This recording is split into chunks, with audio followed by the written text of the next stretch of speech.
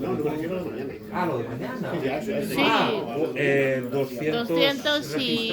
luego No, 200 más, 220 en total. Lo que pasa que, claro, unos van a unos sitios, otros van a otros van a todos. Sí, sí, sí, sí. Sí, fenomenal. Pues, yo creo que van a ir por lo menos 300. Entre los que A ver, han Y comprado los entradas 224 de 224. Y hay gente que se queda a dormir allí. Claro, sí, sí, sí, sí. Todo tipo de habitaciones, dobles, individuales. Luego hay gente que no se queda a dormir, pero se queda a comer, y hay gente que solo va a una o dos. Es que vamos a calcular un poco, pero yo creo que sí, llevamos bastante material, llevamos aquí unas 16 cajas, van, no sé si van unos 80 ciclos así, y cantidad de cada ciclo. O sea que bueno, lo vamos viendo. Esta tarde vamos por teléfono, lo que tengo que primero poner un par de mesas, de 2 metros de largo cada mesa, es una carrera que debe de salir bien la cosa. Creo que estaremos ahí sobre mañana, a las 4, ¿no? A las 4 o a las 5. ¿Qué hora empieza? A las 4. A las 4. Sí, a las 4. Bueno, a las 4 es la recepción. La 4 la recepción. Nosotros estaremos ahí también para apuntarlo después. Vale. Perfecto. Pues nada, pues estamos a vuestra disposición. Sí, porque está bien por allí, o sea, que me vas a estar por allí casi. Sí, estaremos por ahí. Cualquier cosa, Vale, pues muchas gracias. Luego puedes ir haciendo fotos de... Pues soy malísima, tú ya sabes que soy malísima. Ahora me dice uno que... Es que yo no puedo hacer fotos. Vale, bueno, sí. Que es intolerante a la no sé qué. A los carbohidratos. Ahora. Que es intolerante a los carbohidratos. Sí, por lo de la comida, las comidas. Ahora se lo tengo que decir a esta, la madre que los... Solo pongo así. A ver, no, ¿cómo se llama esta mujer? Susana. Sí, sí.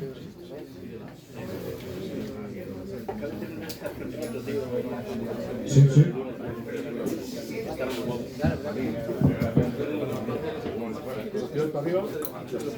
Para activarlo. Fenomenal. Hola Santiago. ¿Qué pasa, Diego? ¿Cómo estamos? ¿Qué tal te va?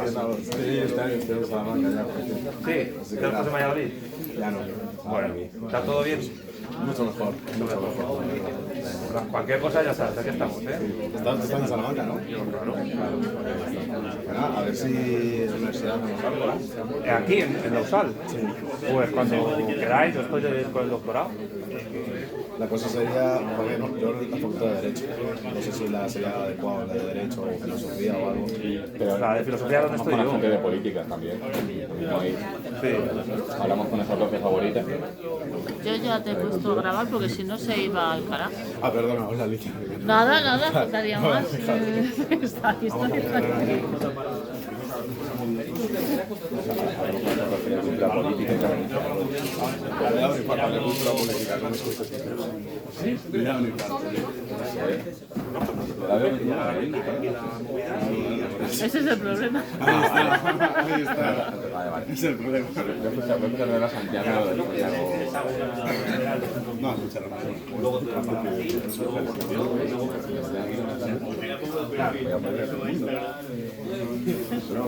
Si quieres ponernos aquí igual.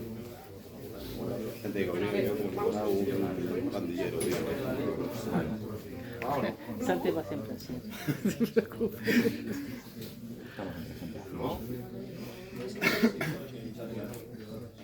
Yo creo que ya le podemos dar a grabar, ¿eh? No, yo ya está grabando. Ah, ya está cariño. grabando. Es que si no se va a la mierda y no me sé el patrón. Vale. Yo me siento a la derecha, ¿vale? Como siempre.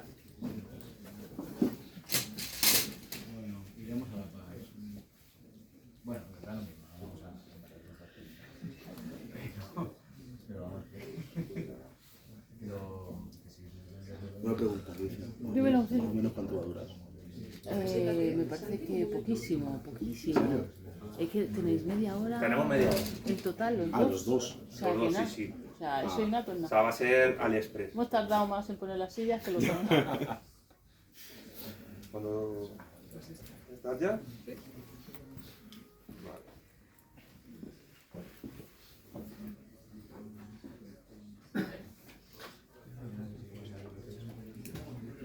Ya. Para encender esto hay que subirlo, ¿vale?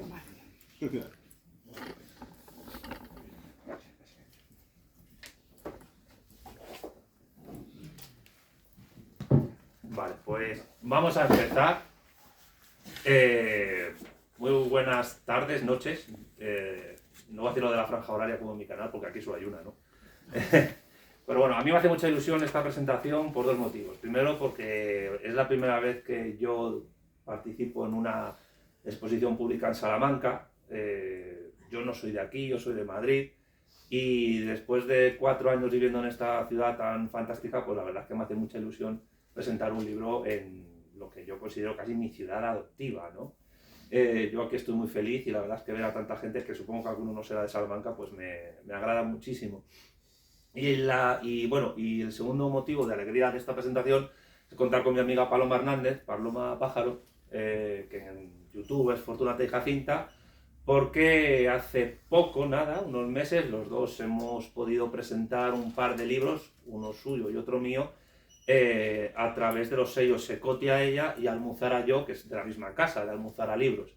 Y son dos libros que, hablando, pues decidimos presentarlos conjuntamente, primero porque somos prácticamente vecinos, y segundo porque son dos libros que se complementan en gran medida, porque hoy vamos a hablar de libros que tratan críticamente cuestiones que tienen que ver con la actualidad y también con la historia del siglo XX, con la historia del siglo XIX y mucho más atrás, como es la acción política de lo que en el cómputo del materialismo de Gustavo Bueno se llaman las izquierdas definidas socialdemócrata y comunista, bolchevique, marxista-leninista, como se quiera llamar. El libro de Paloma se ha llamado El fin de la izquierda, luego ella explicará por qué ese título, que también tiene su aquel, y trata sobre pues, la evolución de esa socialdemocracia en el mundo actual de lo que se llama globalización, globalismo, etc. Ella será más explícita en el asunto. Y en mi caso de mi libro, pues lo dice todo, ¿no? En el centenario de la muerte del líder de la Revolución Rusa, Vladimir Ilich Ulyanov Lenin, pues la editorial me encargó un libro y yo dije, bueno, pues en vez de hacer un típico libro geográfico, biográfico de un personaje de tal importancia, pues voy a tomar el toro por los cuernos y voy a criticar pues una idea que él enarboló en vida, pero no solo él, sino muchos otros, y voy a criticarla desde la filosofía materialista. Y es este libro, Lenin, el gran error que hizo caer la URSS, una crítica marxista al derecho de autodeterminación. Decir además que tanto Paloma como yo vamos a participar este fin de semana en los primeros encuentros de vanguardia española, que va a ser en el Monasterio de los Paules, y que aunque ya se han agotado las entradas para pernoctar y para poder almorzar y cenar, sin embargo, aquellos que quieran ir a charlas concretas todavía se pueden apuntar. Os podéis meter en la web de www.vanguardiaespañola.es o .com, entrar en Vivetix, es que hay dos dominios, entrar en Vivetix, comprar la entrada que os interese, de la charla que os interese, que van a estar Pedro Baños, Juan Manuel de Prada, Paloma, yo, José Ramón Esquinas, Alejandro Cao de Benós, va a estar también Daniel Marín, un tío muy interesante, un gran economista. Va a estar Juan Matías y la verdad es que merece mucho la pena y ya hemos desbordado las expectativas y seguramente el año que viene hagamos una segunda edición. Así que bueno, yo de momento me callo, luego continúo y dejo que primero hablemos de la cuarta generación de esas izquierdas, que es la socialdemocracia, contra la cual escribe Paloma Hernández. Así que Paloma, es tu turno. Bueno, pues efectivamente, bienvenidos todos y gracias por acompañarnos esta tarde. Tenemos gente de Cádiz, por cierto, o sea que, bueno, pues es una situación que os agradezco de corazón a todos, gracias a ti, Santiago, también por organizar esto, porque yo soy un poquito asocial, entonces él me ha tenido que tirar para organizar algo aquí en esta ciudad, que sí que es la mía, porque aunque nací en Madrid, pero bueno, me crié prácticamente todo el resto de mi vida aquí en Salamanca. Al grano. El fin de la izquierda, efectivamente, es un título puesto por la editorial, porque si alguien está un poco al tanto de las cuestiones del materialismo filosófico del filósofo español Gustavo Bueno, pues ya sabéis que una de las cosas que ataca críticamente es la idea de la unidad armónica de la izquierda. La izquierda no existe como una unidad armónica. De todas formas, entiendo perfectamente y no me peleé con mis editores a la hora de proponer este tema porque responde más bien a cuestiones de mercadotecnia. ¿qué es lo importante de este libro? Pues es el subtítulo. Ese sí que es enteramente mío, así como el resto de los desarrollos. Y el subtítulo es, vamos a ver, que lo tengo aquí porque se me va la cabeza, el desbordamiento de las izquierdas por el globalismo oficial. Entonces, la parte más importante, la idea fundamental del libro está precisamente aquí en el subtítulo, es la idea del desbordamiento. Obviamente esto es pues casi un saludo protocolario entre amigos. Yo también insisto, animaos a acercaros este fin de semana a los encuentros de Vanguardia Española. Ellos me han invitado generosamente a participar con una ponencia de 1 hora. En 1 hora sí que va a dar lugar a hacer un desarrollo un poquito más detallado. De momento, pues, ¿qué os puedo yo contar? Que son libros de filosofía política, tanto el de Santiago como el mío. Él ahora os va a hablar del suyo. El mío es filosofía política, ¿en qué sentido? Para que lo entendamos todos. Vamos a ver, lo que hacemos es analizar de alguna manera las ideas que salen constantemente en el espacio público, pues de la boca de nuestros políticos, de nuestros periodistas, de los historiadores, de los ciudadanos de a pie que manejamos una filosofía mundana y sin embargo estamos constantemente manejando ideas, pero manejando ideas de una forma completamente descontrolada. Por ejemplo, constantemente la idea de izquierda, la idea de derecha, la idea de nación, la idea de imperio, la idea de soberanía, la idea de libertad, en fin, cualquier cosa. De eso se ocupa un sistema de ideas como es el del materialismo filosófico, de definir y clasificar esas ideas que normalmente en los espacios públicos están completamente descontroladas, ¿de acuerdo? Entonces, en este libro, bueno, pues se va haciendo un recorrido por mucho, bueno, se intentan definir. Por cierto, no tengáis miedo en acercaros a estos libros, porque yo creo que tanto Santiago como yo tenemos vocación, una gran vocación por hacernos comunicables, es decir, por hacernos muy comprensibles. Yo, por ejemplo, parto de la idea de dejar de lado un poco el abuso de la terminología específica de la filosofía académica y cuando no queda más remedio que usarla, inmediatamente explicar lo que se está diciendo. Entonces son libros que se leen muy bien. Entonces, en ese sentido, no tengáis temor a acercaros a este tipo de escritos y de investigaciones porque son muy accesibles. Los dos tenemos canales de YouTube en los que tenemos clarísimo que el público que nos está viendo es un público no necesariamente especializado en filosofía, ni necesariamente especializado en materialismo filosófico, ni en marxismo, ni en nada por el estilo.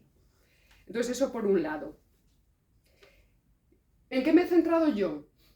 Pues me he centrado en el análisis de la 4ª generación de izquierdas, que sería la socialdemocracia. Entonces, esta generación de izquierdas, como cualquier otra, no es una sustancia fijista, no es una esencia fija al estilo aristotélico, sino que históricamente ha ido sufriendo una serie de transformaciones. Ese es un poco el tema de la investigación de este libro. ¿Qué transformaciones ideológicas han tenido lugar en el seno de eso que identificamos con la socialdemocracia y cómo ha llegado hasta nuestros días? Y al final del libro yo lo que ensayo es una redefinición ideológico-política de esa 4ª generación de izquierdas que todavía con el dedo podemos decir socialdemocracia. Y al decir así con el dedo decimos, PSOE, aquí en España, por ejemplo. O en Alemania, pues el primer partido socialdemócrata de la historia, que es el SPD, que, bueno, más o menos después de fusionarse varios partidos, pues 1875. Siguen activos los dos partidos. Sin embargo, en 150 años de historia, insertos en una realidad absolutamente cambiante, no solamente en el interior de sus estados respectivos, sino porque estamos completamente codeterminados con lo que pasa fuera de nuestras fronteras, pues esta socialdemocracia se ha transformado completamente. Entonces, ¿qué hacemos en el libro? Pues analizar, bueno, muchísimas cosas, porque aquí está toda la vuelta a la caverna de Gustavo Bueno, que es el análisis, entre otras cosas, de la idea de globalización. Claro, cuando decimos globalismo nos suena a conspiranoia, ¿verdad? Ahí está hablando de los globalistas. No, aquí está especificado a qué nos estamos refiriendo. Hay muchas ideas, muchas ideologías y muchas filosofías de la globalización y específicamente aquí nos centramos en una de ellas, ¿de acuerdo? Que está diagnosticado como un imperialismo de Estado. Y eso es lo que nos está afectando a nosotros como un Estado, a nosotros me refiero a España, como un Estado que forma parte del sistema de Estados de la Unión Europea, que es un sistema de Estados subsidiario de Estados Unidos desde la Segunda Guerra Mundial. Entonces, todo eso está conformando ideológicamente a todos los partidos políticos de España, a todos. Bueno, no voy a entrar yo ahora en si PP y PSOE es lo mismo, ya lo vamos a hablar el sábado. Quiero que me indiques también si me voy pasando. Vale. Se hace una separación, bueno, una separación no, al revés, no se puede separar, se hace una distinción en el libro entre el plano tecnológico y el plano nematológico. Claro, aquí viene ya la terminología, está un poquito técnica, es muy fácil de entender. El plano tecnológico hace referencia a la política real, es decir, a los planes y programas políticos y geopolíticos que realmente se están poniendo en marcha. Ya está, con eso que entendamos es así de sencillo. El plano nematológico es el plano que hace referencia, para que nos entendamos, al plano de la propaganda. Es el plano de las ideas, de los mitos, las ideologías, las creencias que están empujando a esos planes y programas políticos. Es la ideología, el sistema de ideologías, ¿de acuerdo? Y que en el caso del imperio estadounidense, aunque yo amplío ese concepto, porque yo ahora mismo estoy hablando ya de una parte de la humanidad que está intentando influir a otras partes, y ahí ya no está solamente Estados Unidos, sino que yo hablo más bien de un imperialismo anglosajón con Estados Unidos a la cabeza. Esa es un poco la idea. Y resulta que ese proyecto, que ellos mismos acuñaron el término globalization en los años 80, globalization, ¿por qué? Porque es un formato de imperio o un modelo geopolítico con vocación universalizante, globalization, ¿de acuerdo? ¿Cuándo empieza a funcionar nematológicamente la globalización? Que ahora ya no decimos así, decimos globalismo, ¿no? Justo con la caída de la Unión Soviética, porque están íntimamente vinculados el globalismo oficial y la Unión Soviética. Los dos son proyectos universalizantes. Cuando cae la Unión Soviética, hay una parte de las élites políticas y económicas de eso que llamamos Estados Unidos, pero que ahora es mucho más amplio, que dicen, de acuerdo, ya tenemos otra vez ahí, ha caído el telón de acero, ya tenemos otra vez ahí a la humanidad para volver a ser globalizada. Entonces, las dos ideas fuerza que hay muchas, están analizadas en el libro, yo os voy a citar solamente dos y ya le doy el paso a Santiago. Son dos ideas fuerza. La primera es el mito del progreso y la segunda es el mito del género humano. En el horizonte está la humanidad de nuevo a nuestra mano para volver a ser globalizada. ¿Cómo? ¿Cómo? Bueno, pues a través de unas nematologías escatológicas que lo que hacen es tratar de organizar el destino final de la humanidad. El sujeto es la humanidad en bloque, sin distinción de etnias, razas, lenguas, religiones, etc. La humanidad, género humano, ¿verdad? ¿Cómo lo vamos a hacer? Pues lo vamos a hacer a través de los derechos humanos universales, a través de la justicia social universal, a través de una izquierda global. O sea, la palabra universal y global está constantemente funcionando ahí. Una democracia universal, un feminismo universal. Entonces, esa cuestión universalizante es fundamental para entender todos estos procesos políticos y geopolíticos que están teniendo lugar en nuestro presente y analizarlos de una forma crítica. Ni bien ni mal, es decir, yo no soy yanquifóbica, al revés, a mí me interesa muchísimo Estados Unidos y me interesa entre otras cosas porque es un imperio. Y si no nos interesan los imperios, pues, en fin, más nos valdría encerrarnos en casa y hacer puzzles, porque los imperios son los que están conformando la historia universal. Lo que tenemos que valorar críticamente es si esos planes y programas nos resultan a nosotros, en tanto colombianos, franceses, españoles, alemanes o lo que sea, si nos resultan beneficiosos o si son imprudentes. Ya está, yo no voy a decir más, le cedo el paso a Santiago y luego turno de preguntas. Voy a tratar de ser muy breve, gracias Paloma, porque bueno, yo ya he dicho que los dos libros se complementan en gran medida. Ella se ha ocupado de analizar la evolución histórica de la izquierda socialdemócrata hasta la actualidad, que es verdad que ha cambiado mucho, los parámetros ideológicos que tenía la socialdemocracia en el siglo XIX, cuando se formó el SPD y el PSOE con Pablo Iglesias I, no Pablo Iglesias II, que también es algo socialdemócrata, pues no son los mismos, ni siquiera son los mismos que los de la época de Kautsky y Bernstein, no tienen nada que ver, y diría yo que incluso no tienen nada que ver con Willy Brandt. Es decir, estamos en parámetros ideológicos completamente diferentes y que tienen que ver con la caída del Imperio Soviético. Y cuando digo Imperio Soviético lo digo en los términos de bueno, del materialismo, de la filosofía de la historia de bueno, en tanto que la Unión Soviética fue un imperio generador, no depredador, aunque todo imperio generador depreda recursos, etc. Pero ¿por qué es generador? Porque genera instituciones que son prácticamente las mismas que aquellas que están en el centro de ese imperio, en el núcleo de la metrópoli, en los territorios que conquista.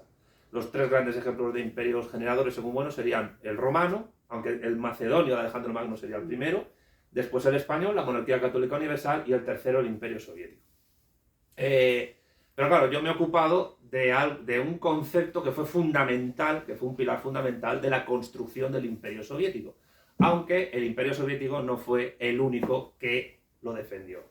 Porque este libro no es solo un libro sobre Lenin, es un libro sobre la evolución histórica de la idea de autodeterminación. Y es un libro escrito contra la idea de autodeterminación, no solo contra el derecho de autodeterminación, sino también contra la idea filosófica de autodeterminación.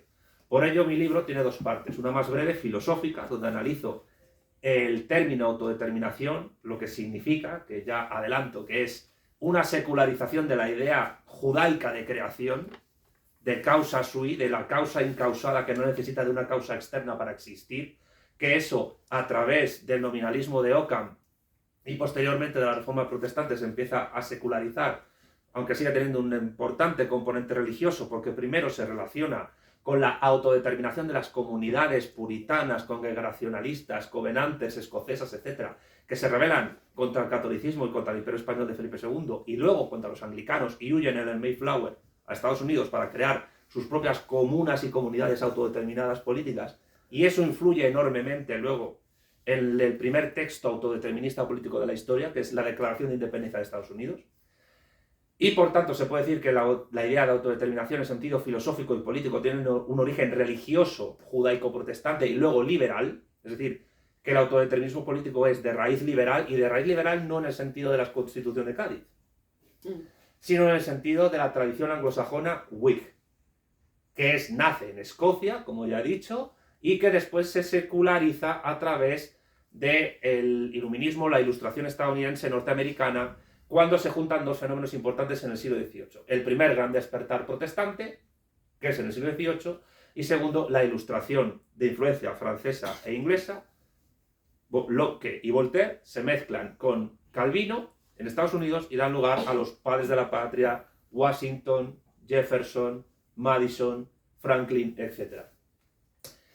Pero esa idea luego llega al marxismo, curiosamente. ¿A qué marxismo? Claro, pues particularmente al marxismo ruso. No solo porque... ¿Y cómo llega? Pues a través de un fenómeno histórico ruso muy interesante del siglo XIX, como fue el de la inteligencia. Que aquellos que sepan un poquito de historia contemporánea rusa sabrán que fueron básicamente un conjunto de artistas, poetas, filósofos, intelectuales, etcétera, de corte muy influidos por el idealismo alemán, por el romanticismo y por el liberalismo. La idea de autodeterminación llega así a los bolcheviques, y Lenin es un heredero de la inteligencia, mucho más que Stalin, con el cual tiene unos choques con respecto a qué hacer con Ucrania y Bielorrusia tremendos, que explico en el libro, por cierto, al cual es una intrahistoria de estas que se conocen poco. Al final el que cedió fue Stalin. Y también advierto que en el libro no solo hay una crítica a la idea de autodeterminación. Cuando yo hablo de codeterminación no es un palabra que me haya inventado yo, es un término que utiliza Gustavo Bueno para ejemplificar cómo a nivel personal, ético, moral y político, las unidades políticas, los estados, etcétera, se codeterminan entre sí para influirse recíprocamente en todo tipo de sentidos: colaboración, cooperación, amistad, tratados o, al revés, guerras, conflictos, sanciones, bloqueos, embargos, etc. Es decir, que ninguna sociedad política realmente se autodetermina. ¿Por qué? Porque el núcleo fundamental de la crítica que yo hago a la idea de autodeterminación es que no es una idea materialista, que es una idea metafísica de cuño idealista y de origen religioso, que por un montón de cuestiones históricas llegan a un grupo de supuestos materialistas, como son los bolcheviques, y eso, en el fondo, ¿qué representa a la larga? Que ellos mismos ponen los clavos en el ataúd del final de su sociedad, la URSS. No es el único motivo, porque cada la Unión Soviética hay motivos económicos, aunque una vez que uno analiza pues la evolución económica de la Unión Soviética, hay que recordar que cuando cae era tercera potencia económica mundial, le había superado Japón 2 décadas antes, pero si hubieran seguido un camino como el que indicaba Yuri Andropov, pues seguramente se hubieran podido más o menos salvar. Pero lo que no pudieron salvar en ningún momento fue la unidad nacional, y fue precisamente por el mantenimiento de sus constituciones desde 1922 de un supuesto derecho que en el fondo es un privilegio que se da a unas regiones, a unas partes del Estado sobre otras, y que supone básicamente un instrumento de estados enemigos de la Unión Soviética para debilitarlo. Con lo cual, si tú en tu potencia asumes la idea de autodeterminación, te estás haciendo el harakiri. Políticamente te estás suicidando y estás permitiendo que un poder externo, en este caso en la Primera Guerra Fría, los anglosajones, Estados Unidos, lo utilicen contra ti, como si se hizo fomentando los nacionalismos de Estonia, Letonia, Lituania, Ucrania, etc. Entonces, claro, la cuestión es que desde una perspectiva, digamos, marxista del siglo XXI, materialista filosófica, materialista política, defender la autodeterminación es básicamente defender un error político. Un error político que te debilita frente a terceros y que encima es una idea idealista que solo por inercia se está defendiendo. Y además por inercia de una generación de las izquierdas, en el cómputo de, bueno, políticamente definidas como es la izquierda de quinta generación, la marxista-leninista, que después de la caída de la Unión Soviética tiene problemas de identidad, tiene problemas para encontrarse a sí misma y está más perdida que un huérfano en el Día del Padre. Las cosas como son. Si bien la socialdemocracia, como bien demuestra Paloma, sí ha sabido adaptarse a la idiosincrasia de la globalización actual, lo que es la izquierda de quinta generación no sabe a dónde mirar. Y de ahí que haya grupos que, pues, tomen un poco de aquí, un poco de allá, miren al pasado, de todo tipo, no estoy haciendo ninguna configuración y no sepa muy bien a dónde ir. Claro, que la idea de autodeterminación no es exclusiva del marxismo-leninismo. En el libro hablo de ejemplos de sociedades liberales democráticas donde se han dado este tipo de referéndums o se invoca la idea de la autodeterminación. Los tres ejemplos más claros son Liechtenstein, que, bueno, vamos a ser claros, es un estadillo de mierda, está entre Suiza y Austria, pero sí analizo en el libro y expongo por qué existe. Y entonces esos son los lados oscuros de la historia y los recovecos extraños de la historia que explican a quién le interesa que exista un país como Liechtenstein y qué sentido tiene que un municipio de 200 personas pueda separarse de Liechtenstein para convertirse en un estado independiente o anexarse a Suiza o a Austria. Es decir, bueno, es una cosa anecdótica, pero cuidado porque la intrahistoria de Liechtenstein es oscura, tremendamente oscura, pero bueno, ahí está en el libro explicada.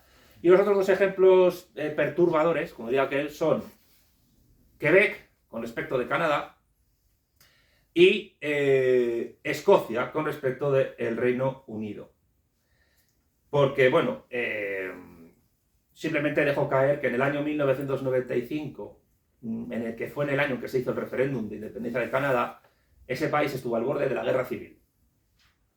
Que esto es una cosa que muy poca gente sabe, pero yo explico por qué en el libro. Y en el caso de Escocia, pues imaginemos las repercusiones geopolíticas, militares y económicas que eso tendría para Inglaterra y que tendría para Escocia una secesión mediante un referéndum en el cual el resto de ingleses esté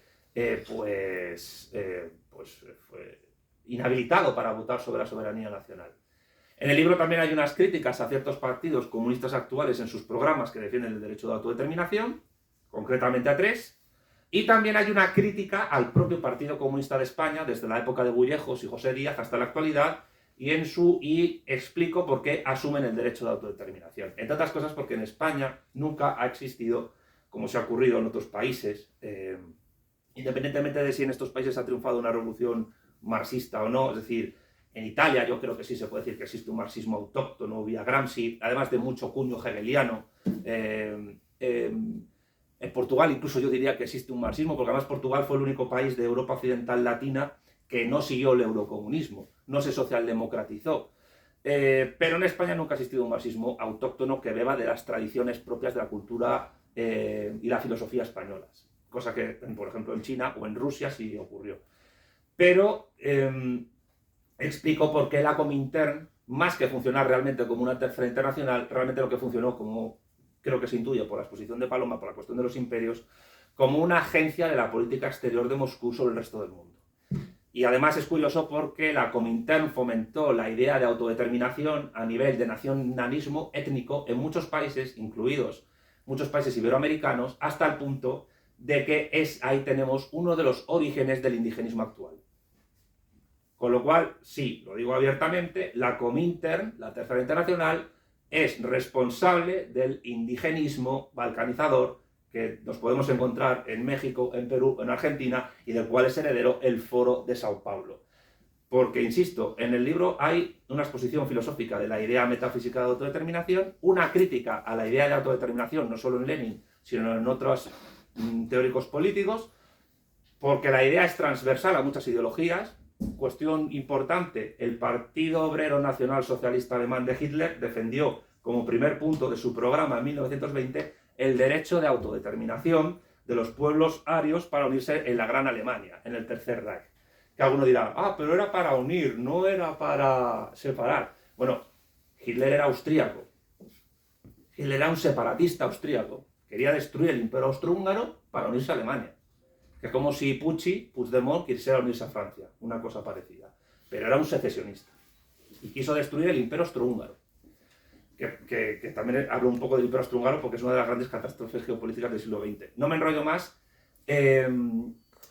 Lo que sí quiero decir es que tanto el libro de Paloma como el mío entiendo que son dos libros escritos no desde la oposición frontal a las ideas de aquellas personas que defendieron esos movimientos, pero sí de clasificación crítica de lo que nosotros consideramos son errores idealistas, metafísicos, garrafales, que les han llevado o bien a la socialdemocracia a la evolución servil hacia el capital anglosajón actual, o bien hacia la bancarrota política de una sociedad como la URSS, mediante dos ideas erradas desde el primer momento. La idea de la autodeterminación de Lenin y la teoría de la nación de Stalin, que es una teoría unívoca y que este libro, termino diciendo que es una continuación de un libro que yo escribí en 2017 llamado El marxismo y la cuestión nacional española. Pero en ese libro no critiqué la teoría de la nación de Stalin. Aquí sí la critico los 7 rasgos que supuestamente tiene que tener una nación según Stalin, y advierto que la idea de nación de Stalin no es materialista, sino que bebe del idealismo y del romanticismo alemán. Y a ella contrapongo la teoría de la nación de Gustavo Bueno. Así que esos son los libros, ahí queda. A mí me hace mucha ilusión, de hecho, presentar un libro con Paloma en Salamanca, ciudad a la que adoro desde que llegué a la Plaza Mayor por primera vez. O sea, yo estoy aquí por un doble amor, el amor a la ciudad y el amor a Alicia, que está aquí. Y la verdad es que, pues nada, para mí es muy grato pues, presentar a Víctor Jara estos dos libros, y ahora yo creo que tenemos unos minutillos, tanto Paloma y yo, como para atenderos a vuestras preguntas. Así que muchas gracias por escucharnos.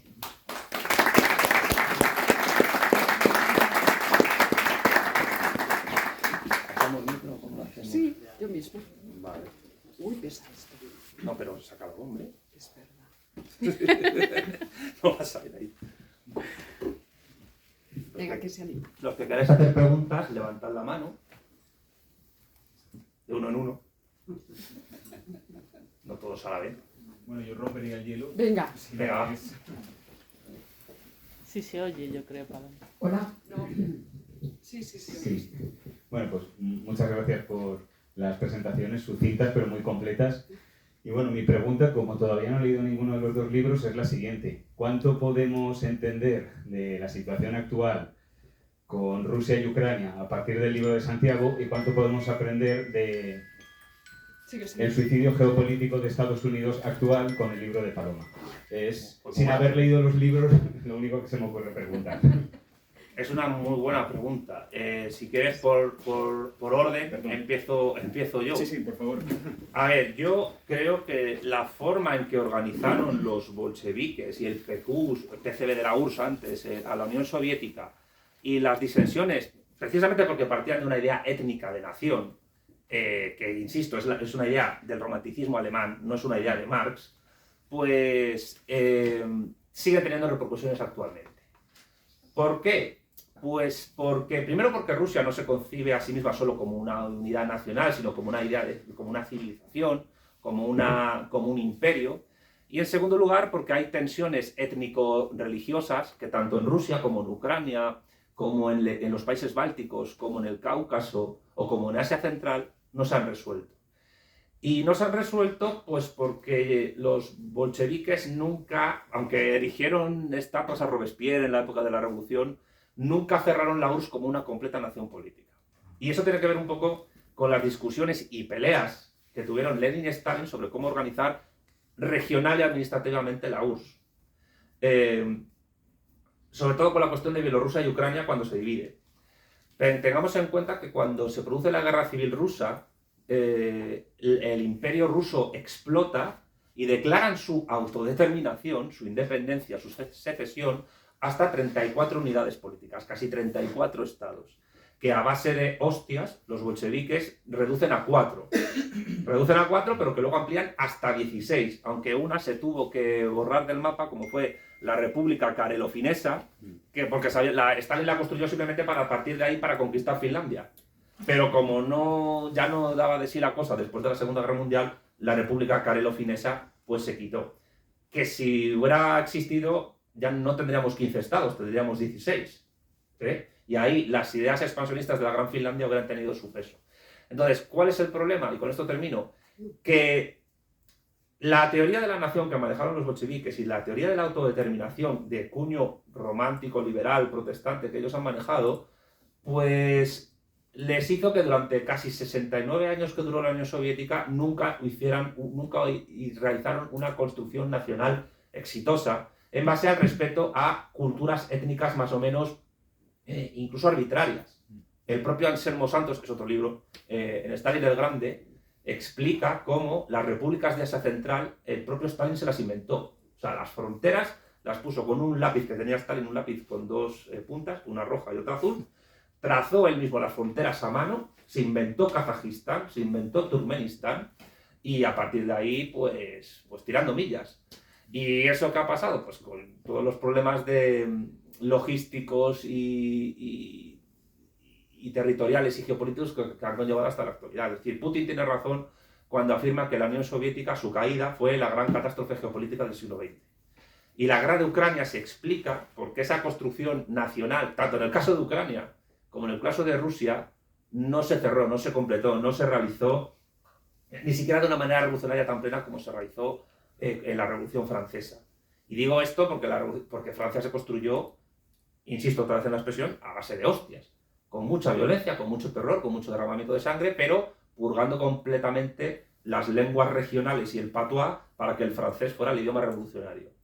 Los bolcheviques en ese sentido no fueron tan radicales como los jacobinos, y a la larga pues los errores se pagan y el enemigo, en este caso Estados Unidos, no tuvo piedad para decir voy a aprovechar tu debilidad y te voy a destruir. Y no vas a recuperar la unidad nunca. Y eso que hizo Estados Unidos con la Unión Soviética, lo hizo también con Yugoslavia, con resultados incluso mucho más terribles, y luego también con Checoslovaquia, con ese divorcio de terciopelo que no fue tan amistoso como se cree, como yo explico. Y bueno, de Etiopía y Eritrea no hablo porque eso ya es más complicado. Bueno, a tu turno. Bueno, vale. Pues a ver, vamos a ver. Es que son temas interesantísimos. Porque el problema, o sea, la Unión Soviética, el Imperio Español, el proyecto que es muy reciente de ese imperialismo de estirpe, bueno, pues anglosajona, de estirpe liberal, en fin, que se está conformando ahora mismo en esa parte del mundo que decimos la plataforma anglosajona con Estados Unidos a la cabeza, en fin. Todos tienen el mismo problema. Y es que son proyectos imposibles. O sea, son pura metafísica.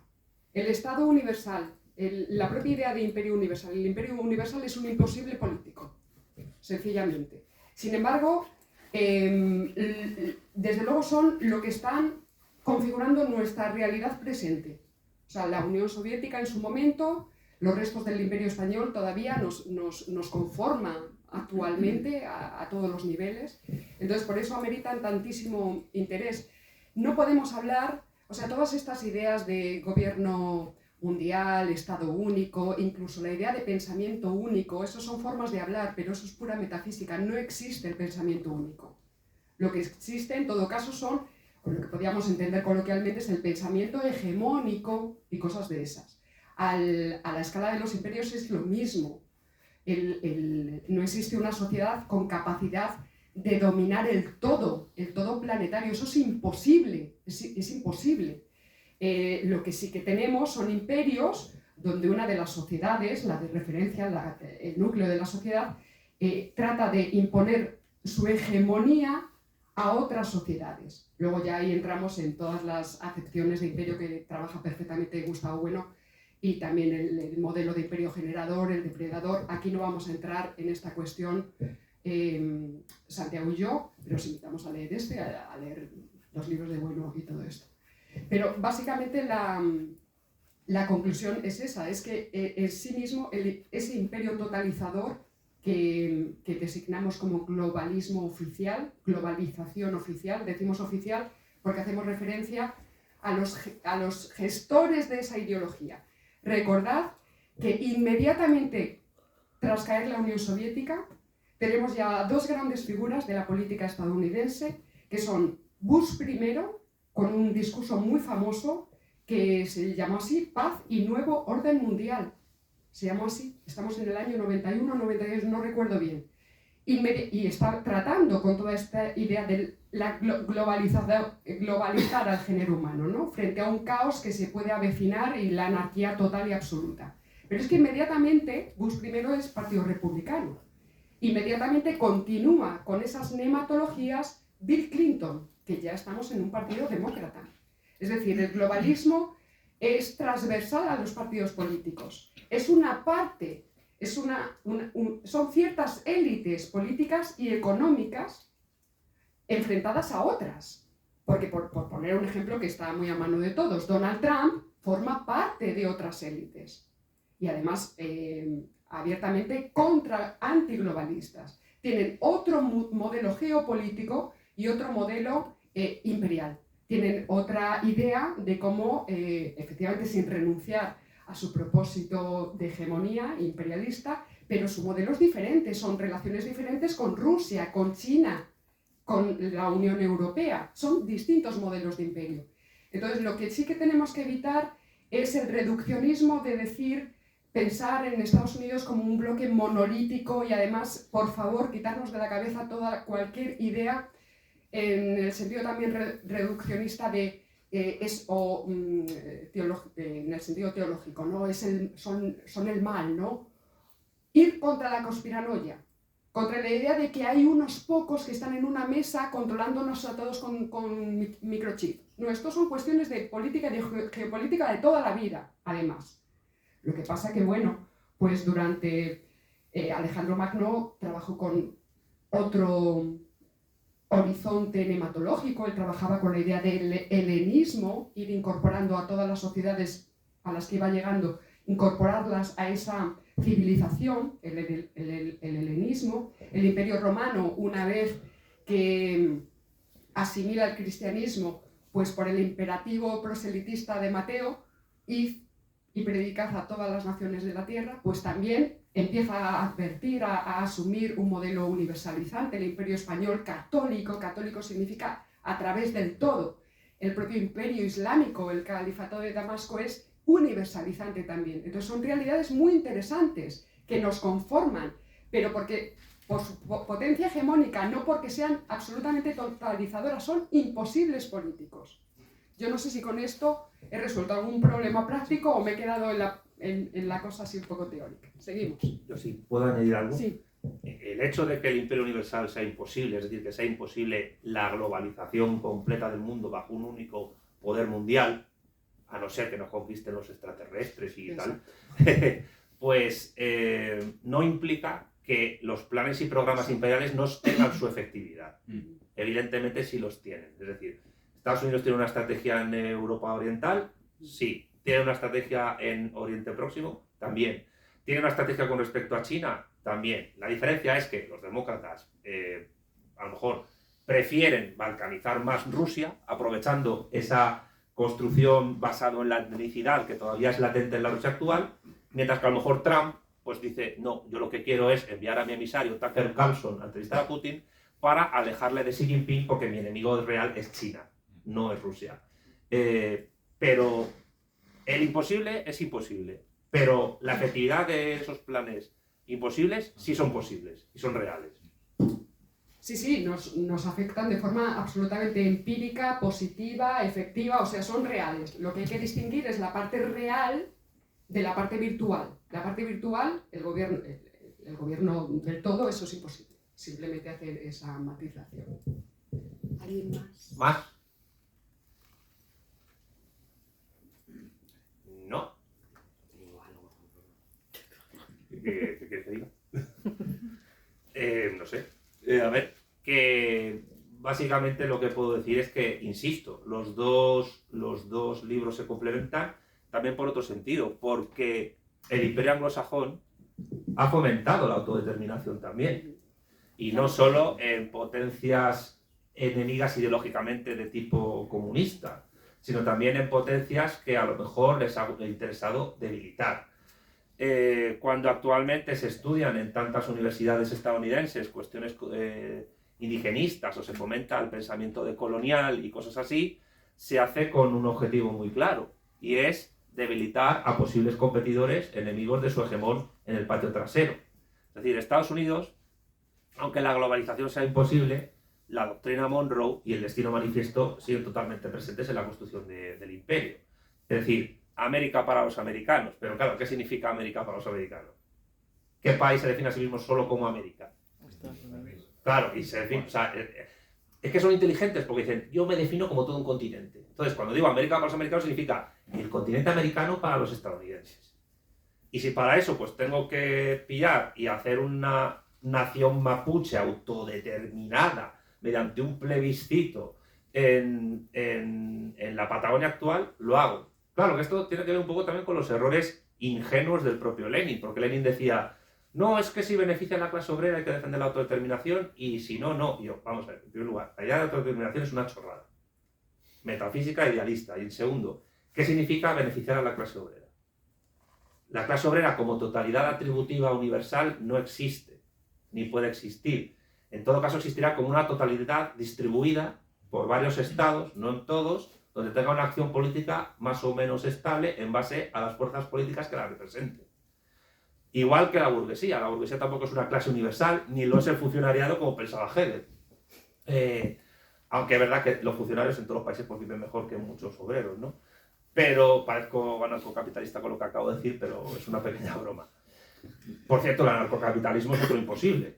Es imposible el mercado universal donde el individuo políticamente soberano realice pactos voluntarios de no agresión con otros individuos en los cuales cooperen para establecer una suerte de esclavitud voluntaria a escala universal. O sea, los sueños húmedos de la escuela austríaca y de Milley son irrealizables. Otra cosa es que el hombre utilice el Estado para impulsar unos planes y programas ideológicos que defiende Jesús Huerta de Soto, pero que son inviables, ¿no? Pero el caso es que Estados Unidos, cuando ha tenido que fomentar la balcanización de un Estado, lo ha hecho. Y el ejemplo más claro fue México. Pero si nos vamos a los inicios de la independencia de las 13 colonias, es que Estados Unidos intentó fomentar la soberanía de las colonias canadienses del norte de América contra el Imperio Británico porque se quería apropiar de ellas. Y cuando Donald Trump ha defendido un referéndum en Groenlandia, incluso la compra de Groenlandia, ¿para qué es? Pues para acercar a Canadá por los dos lados del Ártico. Es decir, Trump no es imbécil, aunque sea un poco así, se mueva así un poco histriónico, como un mono borracho, él sabe muy bien lo que está haciendo. Entonces, creo que es muy importante, a mí me parece un ejercicio muy interesante leer los dos libros primero el suyo y luego el mío, por ejemplo, o como queráis el orden, para que veamos las concatenaciones, ¿no?, de lo que es un proyecto globalizante, globalista, y lo que es el error de pensar que por el mero hecho de que tú defiendas la unión voluntaria de pueblos, pues los pueblos se te van a unir a ti. O peor aún, que nunca se van a separar. Ese es el error. Es un error de ingenuidad política y de no aprender de la historia. Porque va a estar aquí el amigo socialdemócrata alemán o estadounidense esperando a que a la mínima te pone la zancadilla, te pone el tonto aquí atrás y te da la patada y te desarticula completamente, que es lo que pasó cuando Gorbachev llegó al poder. Así que son dos libros donde además hay mucha historia, yo creo. Y la historia es una gran, en teoría debería ser, una gran maestra. Pero claro, para saber de historia no basta con sacarte el título de historiador, hay que leer. ¿Más? Y hay que leer comparando, además. Ah, bueno, sí. Enfrentando unas memorias con otras memorias, unos relatos con otros relatos, la dialéctica. Y otra cosa importante, no solo hay que leer historia, hay que tener una filosofía de la historia adecuada para interpretarla. Porque el historiador, yo no sé si aquí alguien estudia historia, y si le ofendo con lo que voy a decir, me da igual. Pero lo que quiero decir es que el historiador, entendido como un científico que recopila datos de manera neutra, es una figura imposible a nivel empírico. Realmente lo que importa es cómo conectas esas reliquias y relatos a través de una forma de concebir la historia adecuada. Y la forma que nosotros hemos encontrado más adecuada para interpretar la historia es ver cómo la dialéctica de clases, de estados y de imperios, hay otras más, están las de religiones, etcétera, pero aquí los imperios importan mucho. Es decir, el Islam no sería tan importante sin los califatos. El catolicismo sería una religión marginal del Mediterráneo sin el Imperio Español o el portugués. Y la Unión Soviética fue la que hizo realmente, en tanto que imperio, y la República Popular China, tanto que imperio del centro, pues las que hicieron del marxismo algo de impacto universal. También es verdad que sin el marxismo ni la URSS ni China hubieran sido lo que son. Pero ahí es donde vemos la conjugación de ideas con la acción imperial. En todo caso, el globalismo es una ideología imperial que piensa en un gobierno universal que es imposible. O sea, esa es la gran crítica que hace Paloma y en el fondo también la gran esperanza para aquellos que quieran combatir el globalismo y tal, que no se preocupen, que no va a ocurrir, no va a funcionar, no se va... George Soros no nos va a gobernar a todos. Pero la acción de los globalistas, de los demás globalistas, sí es efectiva. Y sí conviene leer a Paloma para conocer cuál es. Entonces, hablando de mi libro, Paco Umbral, ¿qué hago? Pues hay que saber cuáles son los planes y programas de los globalistas para no defender la autodeterminación y que acaben balcanizándote y cogiendo un pedazo de tu territorio para convertirlo en un paraíso globalista. Por eso el materialismo es la vacuna contra cualquier ingenuidad política. Pues exacto. Exacto. Iba a alertar yo también sobre la ingenuidad. Por eso es tan importante hacer esa distinción entre los planos. O sea, el plano, el momento tecnológico, que es la política real, lo que de verdad nos está afectando y que además nos afecta con mucha pujanza porque son el imperio. A ver, es que son el imperio realmente existente. Distinguirlo de la propaganda, de estos proyectos tan bonitos que además tienen un carácter... Son mitos potentísimos porque aunque son oscurantistas, tienen muchísima fuerza. Es muy bonito todo lo que dicen. O sea, eso, pues todos la humanidad de nuevo reunida, porque, bueno, por la razón que sea, en fin. Lo que tenemos que tener claro es que efectivamente el clásico divide et impera es una necesidad geopolítica del imperio. No seamos ingenuos con eso, es una necesidad geopolítica precisamente en sus tramos depredadores, porque todo imperio al tiempo que genera depreda. Luego hay que hacer distinciones porque unos generan más que otros y otros depredan más que... En fin, o sea, pero precisamente en el plano de la depredación, el dividir a tu oponente político o geopolítico en este caso es fundamental, es absolutamente fundamental. ¿Me permites que...? Porque mira, ya casi vamos... No, tenemos un ratito. Es que como estamos en una librería y les hemos dado trabajo, podéis leer, bueno, indistintamente este primero, este segundo, pero bueno, yo os voy a sugerir 2 lecturas más, que es de donde es surge en particular mi libro, que es La vuelta a la caverna, terrorismo, guerra y globalización de Gustavo Bueno del año 2005, que ya está trabajando ahí, visionando perfectamente, porque esa es pues el talento que tenía Gustavo Bueno, no porque fuera absolutamente, pues yo qué sé, un filósofo, una persona, yo que no sé cómo deciros, con clarividencia, no, simplemente tiene está manejando las herramientas de interpretación de su realidad histórica que le estaban permitiendo predecir problemas. Y ahora mismo son los problemas que nos han explotado a todos. Y muchos decimos, oh Dios mío, pero si yo esto no lo hubiera... Bueno, pues una persona como Gustavo Bueno, que tiene detrás un sistema filosófico absolutamente potente, pues era capaz de percibir ya o de predecir los problemas. Entonces, terrorismo, guerra y globalización de Gustavo Bueno, por un lado, y me voy a permitir también citar a nuestro amigo Daniel López, porque él tiene hecho el libro que es el antecedente de este. Si yo me ocupo aquí del análisis de las ideas de la globalización, Daniel está analizando precisamente las instituciones, la parte real, las instituciones que de verdad están ya funcionando desde hace décadas. Lo tengo aquí así en lista. Tengo el G7, la Unión Europea, la ONU, agencias afines como UNESCO, Organización Mundial de la Salud, UNICEF, la ONU, por supuesto, el Fondo Monetario Internacional, Organización Mundial del Comercio, Banco Mundial, las familias, todas las instituciones que están realmente ya funcionando y están administrando planes y programas políticos y, por supuesto, también propaganda, las ideas, los mitos. Entonces, bueno, pues esa invitación es el libro de Bueno y el libro de Daniel López, amigo nuestro, que se titula Filosofía del Nuevo Orden Mundial. Interesantísimo también. Ese es el subtítulo, es Historia del Globalismo. Vale, eso. Yo solo voy a recomendar el mío, pues soy así de Paco Umbral yo, el de El marxismo y la cuestión nacional española. Con un matiz. Ese libro lo escribí cuando todavía militaba en el PC. Bueno, militaba, mejor dicho. Estaba afiliado, porque militar no es solo tener un carnet. Militar es trabajar de por vida en una causa determinada.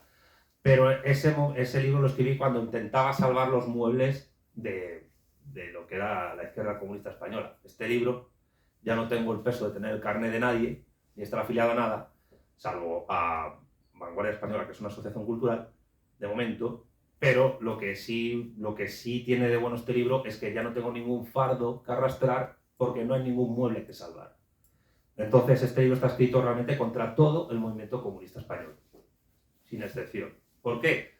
Porque todo el movimiento comunista español tiene que acabar en el basurero de la historia si no recapacita de los errores que desde fuera le han impuesto. Y esos errores son el derecho de autodeterminación y la idea de nación de Stalin. Y nada, leed a Paloma, que es una crack, leed a Daniel López, leed a Bueno, y si queréis, pues me leéis a mí. Sí, por supuesto. Y nada, pues ya está, yo creo que ya está. Muchas gracias.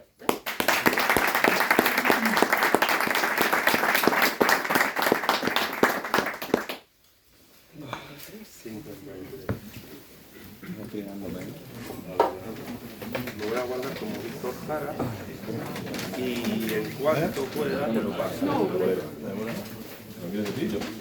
Estos son de la Levanta la vista que no.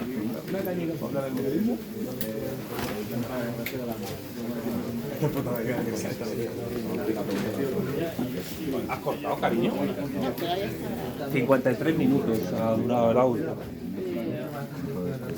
tenías media hora. Os habéis pasado 20 minutos.